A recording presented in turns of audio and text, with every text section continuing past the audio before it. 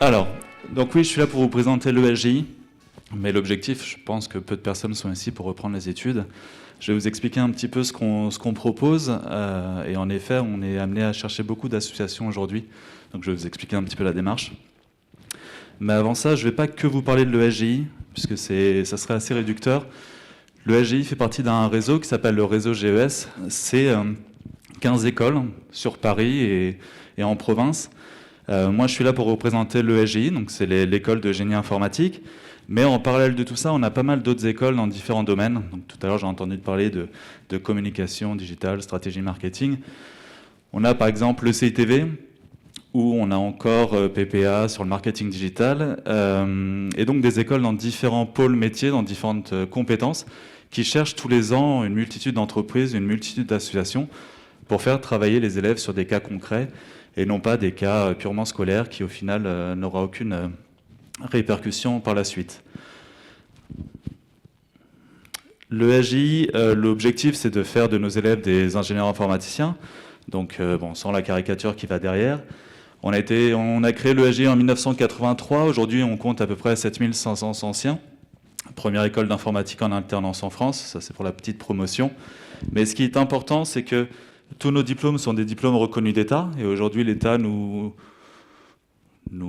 incite à justement faire travailler nos élèves sur des cas vraiment scolaires et vraiment, vraiment intéressants, vraiment professionnels. Du coup, tous nos diplômes sont reconnus d'État niveau 6 et 7. Bon, pour faire le détail, on n'est que sur des profils qui sont 100% en alternance, sauf à partir de la première année où ils peuvent être en initiale. Mais ce qui va vous intéresser le plus, je l'espère, sur la notion de diplôme, donc on va de diplôme Bac+1 à Bac+5, ce sont les différentes spécialisations qu'on propose à l'ESGI. À l'ESGI, on a 9 spécialisations au total. Moi, je suis donc le directeur de la spécialisation ingénierie du web. On en a 9 au total, donc architecture des logiciels, mobilité et objets connectés, ingénierie du web, ingénierie de la 3D et des jeux vidéo, intelligence artificielle et big data, donc tout ce qui est notions et problématiques d'NLP, ils en font beaucoup. Système réseau et cloud computing, sécurité informatique, management et conseil en système d'information, et pour finir la plus récente, ingénierie de la blockchain. À partir de la 3e année, nos élèves donc, font 2 années, on va dire, de tronc commun. Et à partir de la 3e année, ils doivent choisir parmi ces 9 spécialisations, celles sur lesquelles ils vont travailler pendant au moins 3 ans. Et à travers ces spécialisations, ils ont donc différents modules, différentes matières, et on organise des événements. Et des événements qu'on organise maintenant depuis, ça va faire 5-6 ans, dont un événement qui me tient particulièrement à cœur, et c'est pour ça que je suis là pour le présenter, c'est le hackathon. Donc c'est un terme assez courant maintenant, beaucoup de personnes le font. L'objectif du hackathon, c'est de rencontrer une association, une entreprise avec une véritable problématique, dans mon cas, problématique digitale, même si le terme est de moins en moins employé, et faire travailler mes élèves pendant une semaine complète sur cette problématique. Alors pour reprendre ce que tu disais tout à l'heure, c'est vrai qu'on a beaucoup d'élèves qui se sont toujours plus ou moins plaints des clients qu'on trouvait. Plus le client était gros, plus l'élève se plaignait. Et en fait, on s'est rendu compte que plus on proposait à nos élèves de travailler pour des associations qui avaient un véritable but derrière, et non pas pour des grosses entreprises qui promettaient des lots très intéressants, on s'est rendu compte que nos élèves étaient beaucoup plus satisfaits du résultat à la fin. Et donc, on veut s'orienter de plus en plus dans ce principe d'entraide où, au final, les élèves nous le rendent bien. Alors, c'est assez contradictoire. On organise plusieurs hackathons. Le plus gros hackathon qu'on organise, c'est ceux des 4e années. Donc en fait, c'est un hackathon où je fais intervenir 5 écoles différentes. Donc chaque école a son domaine de compétences. Je fais intervenir la mienne sur la partie de développement web. On va avoir le CTV sur la stratégie marketing, l'ICANN sur le design, la 3D. Donc on va avoir pas mal d'écoles qui vont intervenir dans ce hackathon-là. Et on force les élèves à se mélanger entre eux pour au final avoir un projet à la fin qui soit complet. Cette année, alors c'est pas une association, mais je pense que vous connaissez, c'est le ministère des Armées. Donc tous les élèves ont travaillé dessus pendant une semaine. Donc ça peut être assez contradictoire avec certains sujets qui vont être, à mon avis, énoncés ce soir. Mais un autre hackathon qui a eu lieu l'année dernière pendant le Covid, avec InfoClimat, qui est donc une association qui est chez Gandhi, Social Club.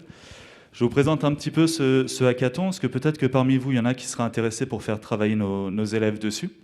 Donc c'est une semaine assez intense, où au final, la seule chose qu'on demande aux associations lors de ces événements, c'est d'être réactif et d'avoir une présence tout au long de la semaine. Puisqu'en général, les élèves ont beaucoup de questions et veulent s'assurer de ne pas faire de hors-sujet, donc il faut être en mesure de pouvoir leur répondre. L'idée, c'est que le lundi matin, le client, l'association vient et expose sa problématique devant tous les élèves. Alors, il faut savoir que le hackathon de 4e année, c'est à peu près 200 élèves. Donc on fait des groupes de 5, ça en fait quand même 40, ce qui est plutôt pas mal. Et à partir du lundi matin, une fois que la problématique est exposée, tous les élèves ont une semaine pour développer la solution.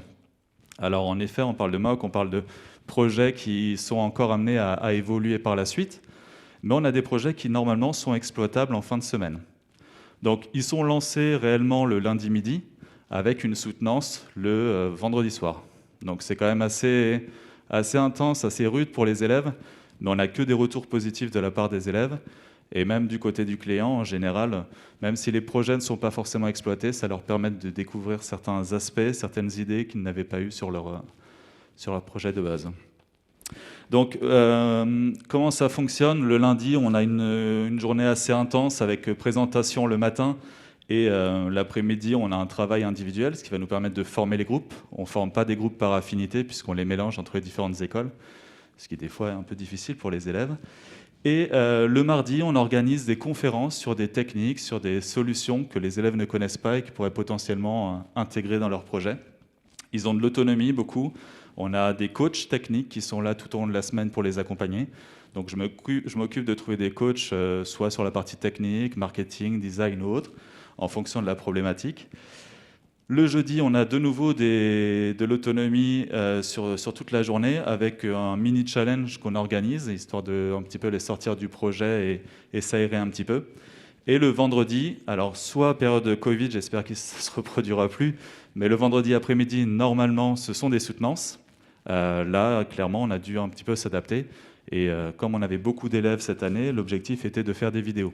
Donc dans le challenge, les élèves devaient se filmer en train de faire la soutenance, ce qui a permis au ministère des Armées de prendre un peu plus de recul sur le choix des solutions sélectionnées. Donc, pour vous donner un exemple un petit peu du hackathon qui, du coup, a été organisé avec InfoClimat et Gandhi. InfoClimat, c'est une association qui récolte beaucoup de données au niveau de la météo et qui, aujourd'hui, n'a pas forcément de solution de data vise ou de solution pour mettre en avant toute cette connaissance et cet enseignement. Donc, en fait, les élèves avaient une véritable liberté sur la solution à proposer, mais devaient mettre en avant toute cette big data que peut proposer cette association pour gagner en visibilité, en crédibilité, communiquer et aussi faire quelque chose de cette donnée qui malheureusement n'était pas exploitée jusqu'à présent. Donc on a eu 40 groupes, là c'est le hackathon des 5e années, donc ça réunit 2 écoles, le CITV et le SGI. Donc normalement le directeur de le CITV devait être avec moi ce soir, mais malheureusement il est malade. Donc le CTV, c'est vraiment une école qui s'oriente sur la stratégie marketing, tout ce qui va être notion de communication, SEO, SIS, SMO, SMM, il y a plein d'acronymes. Et du coup, on travaille beaucoup avec eux pour avoir un panel de compétences assez large et complet quand il s'agit de réaliser toute une strate digitale, aussi bien d'un point de vue technique que marketing. Voilà. C'est ma présentation. Donc, si vous avez des questions, si vous êtes intéressé pour faire travailler des élèves sur vos projets, peut-être avoir de nouvelles idées, n'hésitez pas à venir me voir tout à l'heure. Et même là, si vous avez des questions, je suis tout oui. Merci.